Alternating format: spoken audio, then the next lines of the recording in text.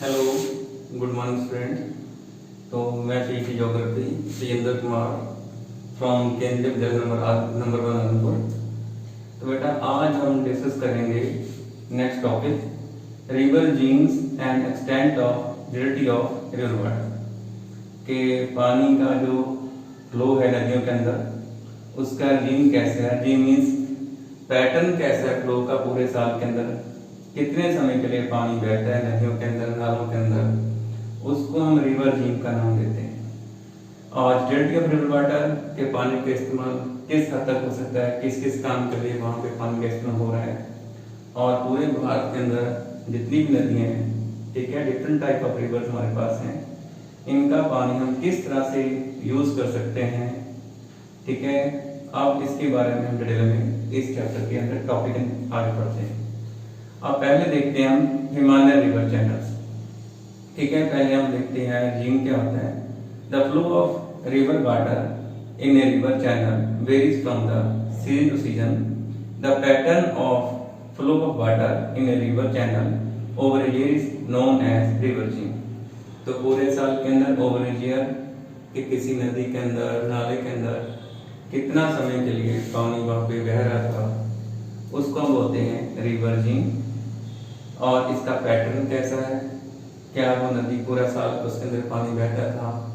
अगर किसी नदी के अंदर पूरा साल पानी बहता है through the year, that is called perennial reverse.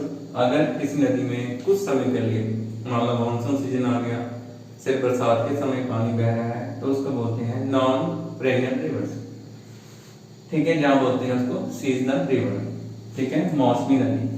अब हिमालय की बात करते हैं। Himalayan river system.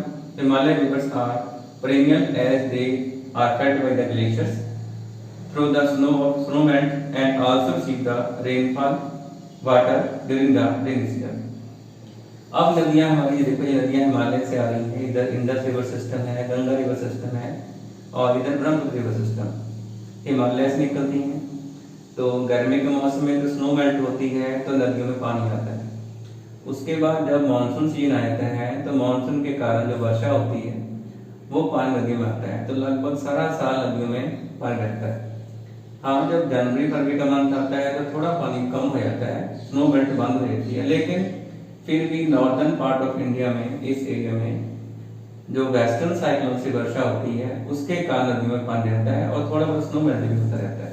तो लगभग सारा साल पानी बहता है नॉर्दर्न इंडिया रिवर्स के अंदर, मींस हिमालय रिवर्स के अंदर। तो ये नदियां पेरिनियल्स हैं जो हिमालय से निकलती हैं। अब देखते हैं पेनिनसुलर रिवर्स। तो जहां पे नदियां हैं, ये हमारा भारतीय पेनिनसुला है, ठीक है, भारतीय पेनिनसुला। अब जहां पे नदियां नर्मदा, तापी, गोदावरी है, गोदावरी, कृष्णा, ठीक है, रिवर कावेरी, जहां हमारी नदी मुख्य नदियां हैं बड़ी। अब इनका देखते हैं। तो peninsular rivers only receive the water from the monsoon rainfall. Thus, the regime of the river of the South India is controlled by the rainfall, which also vary from the one part of the peninsula to the other.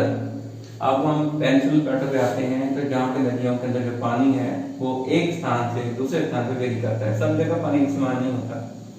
तो लेकिन पानी receive कहाँ से करती नदियाँ, तो मैंने बताया था कि जहाँ पे होता है रेनफॉल, सिर्फ रेनफॉल से पानी रिसीव करती हैं पेनिनसुलर रिवर्स। और जैसे ही वर्षा का मौसम खत्म होता है नदियां सूख जाती हैं, सिर्फ रिवर कावेरी छोड़कर यहाँ पर, ठीक है। तो कावेरी नदी के अंदर पूरा साल पानी होता है, बाकियों में नहीं होता है। इसके बारे में मैंने पहले वीडियो में बताया हुआ है, ठीक है। चलो अब हम एक एक करके नदियों के में देखते हैं। अब पेनिनसुला के अंदर हमने बताया कि जो रेनफॉल है वो सब जगह एक समान होती, कहीं ज्यादा कहीं कम, तो पानी में भी अंतर रहता है। तो नदियों में जो वॉल्यूम ऑफ वाटर है उसमें भी अंतर आता है, डिफरेंसेस आते हैं। नेक्स्ट देखते हैं हम रिवर के बारे में। पहला इसमें गंगा रिवर। चलो गंगा के बारे में डिस्कस करते हैं। तो गंगा पहाड़ों से आती है, हिमालय से। Ganga maintain the sizeable flow of in the early part of the summer due to the snow belt before the monsoon in begin. तो ये गंगा नदी है, ये नदी गंगा आ रही है जैसे रिवर गंगा, ये रिवर है जमुना और ये Ganga.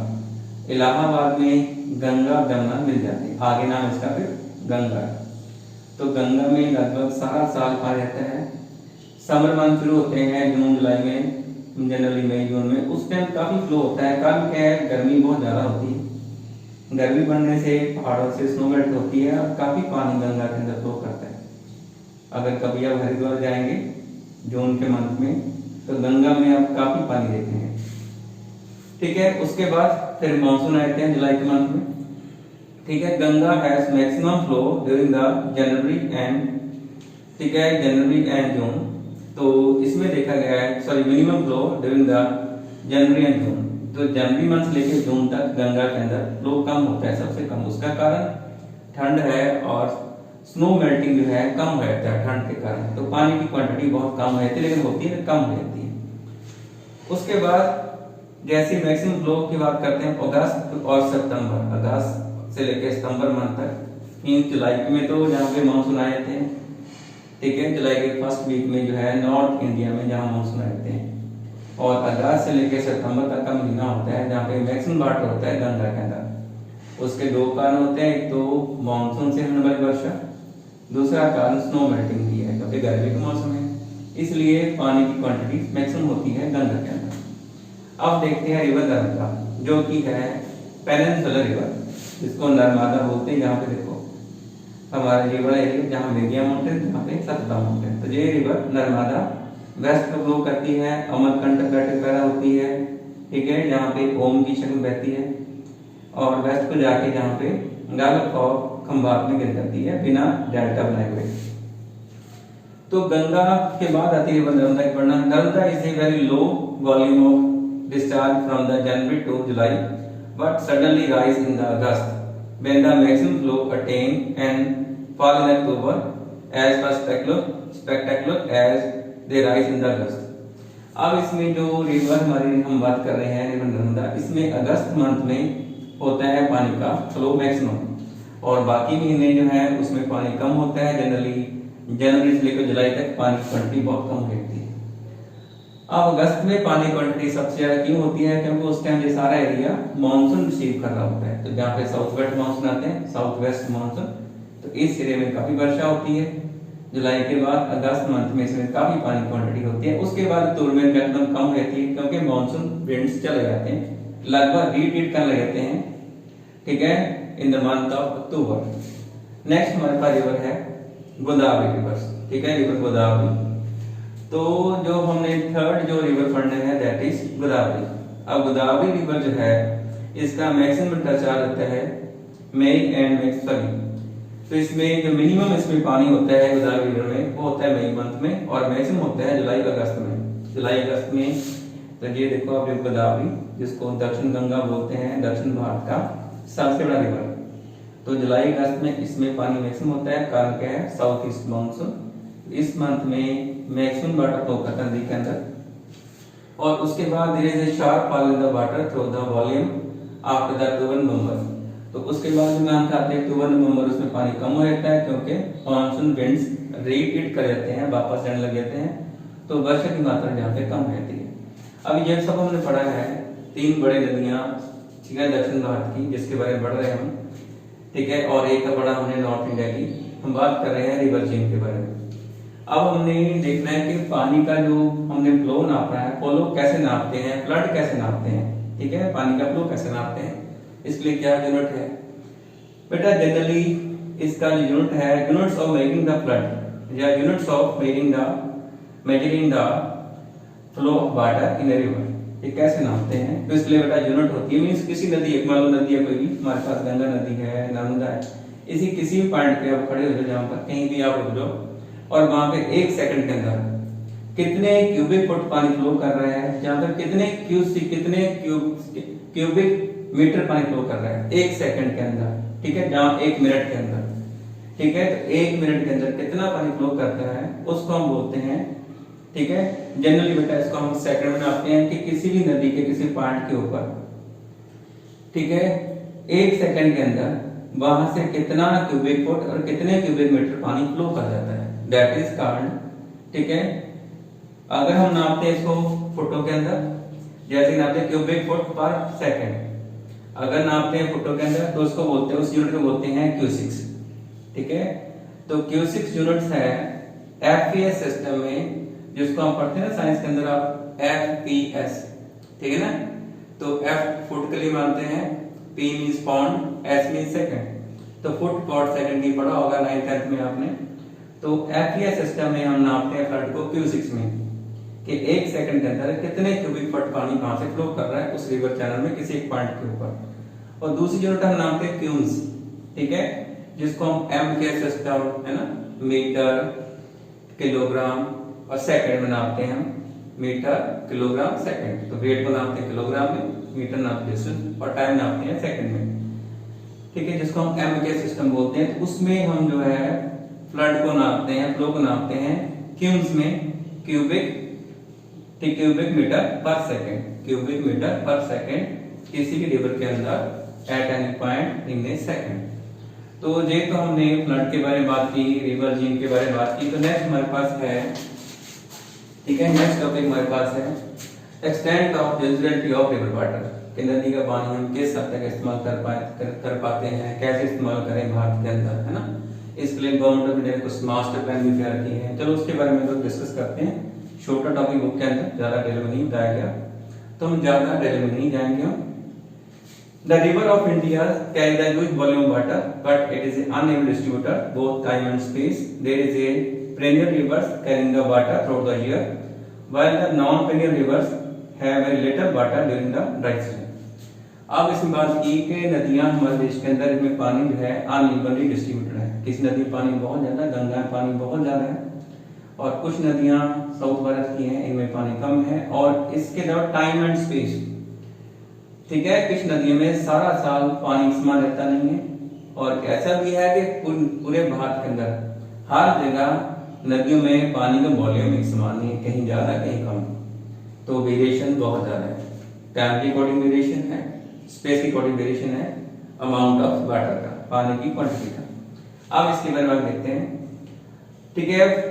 When there is a flood in the one part of country, अब कई बार देखा होगा कि उत्तर भारत में इस एरिया में गंगा के बेसिन में, ब्रह्मपुत्र बेसिन में फ्लड है, लेकिन राजस्थान में इस एरिया में सूखा पड़ा हुआ है, सेंट्रल इंडिया में यहाँ सूखा पड़ा हुआ है, वर्षा नहीं हो रही, ठीक है, वहां पानी की स्केर्सिटी है, एक जगह पानी बहुत ज्यादा है, वहां फ्लड है। देर बाद ठीक है, व्हाई दिस हैपन, ऐसा क्यों हो रहा है? Can you suggest some measures to mitigate the problem of floods and droughts simultaneously occurring in the different part of country.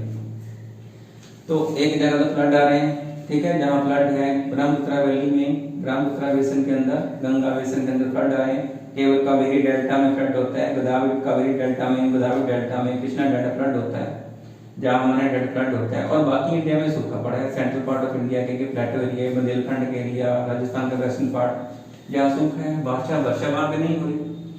तो एक जगह ड्राइनेस है, वहां पे ड्राउट्स है, एक जगह फ्लड है, इसको हम कैसे देखें, कैसे हम इसको ठीक कर सकते हैं, ठीक है। क्या कोई ऐसा तरीका है कि भारत सरकार ने कोई ऐसा प्लान किया है कि ऐसा कर सके, पानी का जो डिस्ट्रीब्यूशन है बराबर कर सके पूरे भारत में।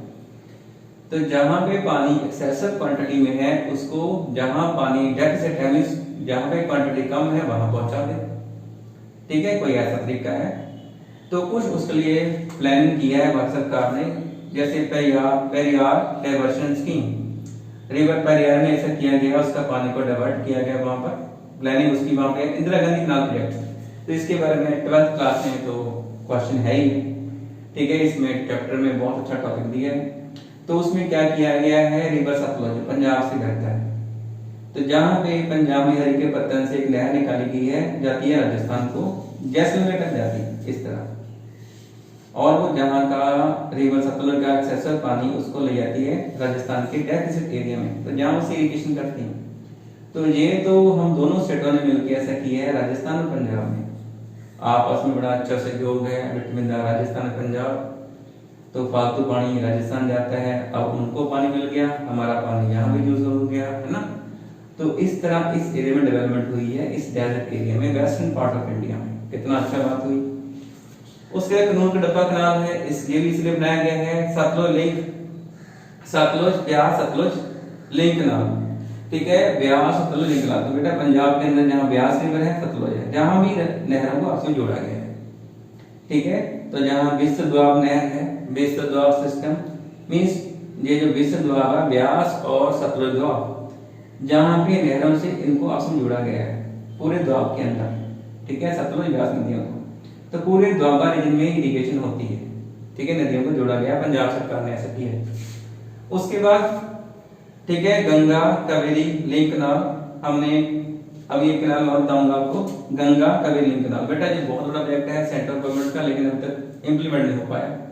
तो कहते हैं गंगा नदी को अलग अलग एरिया से हम कावेरी नदी से जोड़ देंगे नहरें बनाकर। रास्ते में बहुत सी नदियां आएंगी, क्या करना ये पॉसिबल है?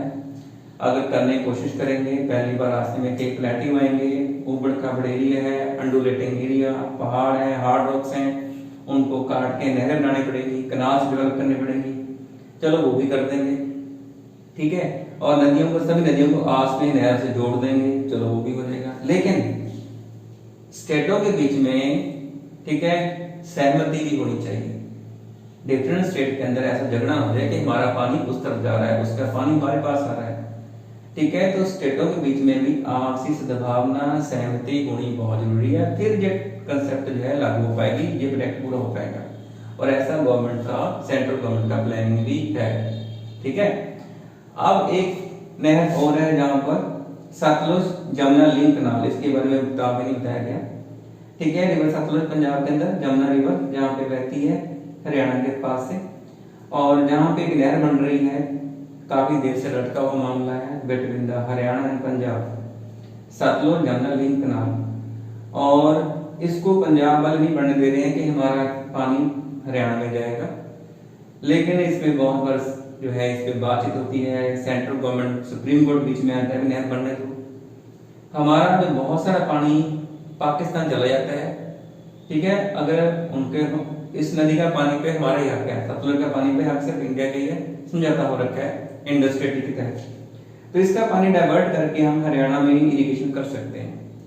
अभी इन फ्यूचर ये जरूर हो जाएगा, क्योंकि अभी दोनों स्टेटों में बहुत अच्छा एक कोऑपरेशन, लोगों में आपसी प्यार है, प्रेजेंटली एग्जिस्ट कर रहा है। मेरे ख्याल से तो इन फ्यूचर ये पॉसिबल है, और पंजाब का पानी लिंक कैनाल बनेगी और हमारा पानी हरियाणा की जो नहरों को भी सिंचाई करेगा, वहां भी खेती अच्छे से होगी। तो ये बेटा तरीके हैं कुछ जिससे हम ऐसा कर सकते हैं, पानी का ठीक से यूज कर सकते हैं। जहाँ पे डेफिसिट एरिया है वहां पानी को ले जाएंगे, जहाँ पे हमारा फ्लड एरिया है वहां से पानी निकाल लेंगे और फ्लड से बच जाएंगे। हमारा पानी जो बह के सागरों में जा रहा है बच जाएगा, तो पानी की तो समस्या सॉल्व हो जाएगी भारत के अंदर। बेटा ऐसे कुछ इंपॉर्टेंट क्वेश्चन है इसमें, ठीक है। रिवर जीम क्या होता है, ठीक है, और इसमें what is the perennial rivers, what is non perennial rivers, ऐसे कुछ क्वेश्चन इंपॉर्टेंट है, वो आपने देखने हैं। तो इसके साथ मैं अपना टॉपिक खत्म करता हूँ। जय बेटा, थैंक यू।